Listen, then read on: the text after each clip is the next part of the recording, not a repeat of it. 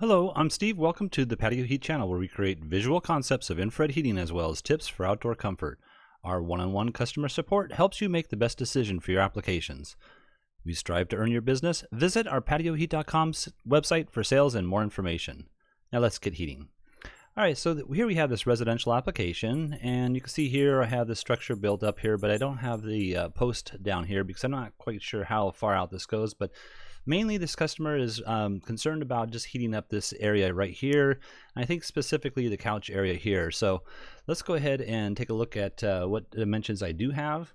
So what I do have here is a dimensional height here of about 7'11" to the bottom edge of this post or this beam going across here. And then I also have 9 foot to the bottom edge of this support. Not quite sure of the distance. Oh, here we go. It's 12'8" from outside edge to outside edge. And then just a rough space here, about maybe about 12 feet distance here that we need to heat up. I have it at here, obviously 10.4, and that's just based on some information I'll have here in just a few minutes. And let's see if there's anything else here. I think that's about it. Now there is a light here fixture, so we need to be aware of that. And these doors here, from what I understand, they are sliding doors from left to right, but if they do swing out, that is something that we may need to address, but maybe not, based on the position of the heater. So what I'm going to show you right now is not important, but if there's a decision to heat up more of this area, then that might become an issue. So there's a TV set here in the fireplace, and we need to be aware of that as well. All right, so let's go ahead and turn that off for just one moment. And being that they just want to heat up one area, first I'm going to show you what I placed here at one point here, just to kind of get an idea of whether this particular model, which is a CD4024, would work. Excuse me, not CD, C model C4024. And with a C model, it is required that you have at least a minimum of 12 inches from the top edge to the ceiling when placed on a vertical surface or wall. So this is how that would actually work with regards to, I have this beam I think at 12 inches tall, and so that would really bring this heater all the way down. And it's kind of based on this true slope here, just to give you an idea of what that slope might be. This is put a little line here. Take a look at what that might be. So if I went 12 inches this direction, how far would it take to go up here? And that's about 2 feet, or excuse me, 2 3/16 of an inch. So that would be 12 inches by 2 5/16 actually. So let's take that off here for right now.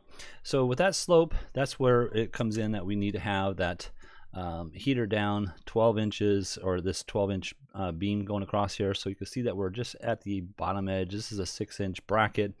We're a little bit below that. And will it work? Yes, it would. However, I don't like the look of that. I would like to have the heater placed up a little bit higher. So that's why I'm not choosing this particular model. I'm going to choose a slimline model, which is a slimline 4024. So this is a 4,000 watt 240 volt.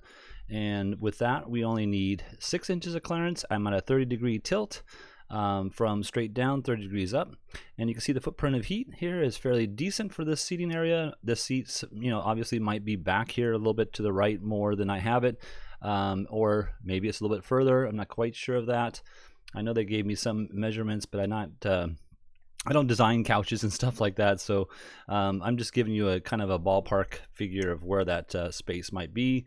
And then also, just so you go back on these dimensions here, now you can see why I made these extra dimensions. The footprint of heat here, at that elevation, that height here, that would be about a 10'4" spread here. And you can see it's a little bit wider back over here, 11 feet roughly from here to here. And then also the warmth space would be this 3'11" here, so practically 4 feet wide. And once it goes a little bit further past that, that's not the ideal amount of heat. So if you're the person sitting here in this rocking chair here, or this chair back over here, you're not going to receive the full amount of heat that you would really want. So I would only say that this is going to be the warm spot for seating, but you will receive heat. So if you're the type of person that doesn't want as much heat, this might be your better spot, or maybe even over here. But if you want to heat the entire space up a little bit better, then possibly you put an extra heater in over here, and again 30-degree tilt, 6 inches of clearance above, and you can see that we're not hitting the TV set with any of the rays, so that's not going to be an issue. But that would be a complete coverage for this whole entire space to make it all comfortable and acceptable. So all right, well, I hope this has helped.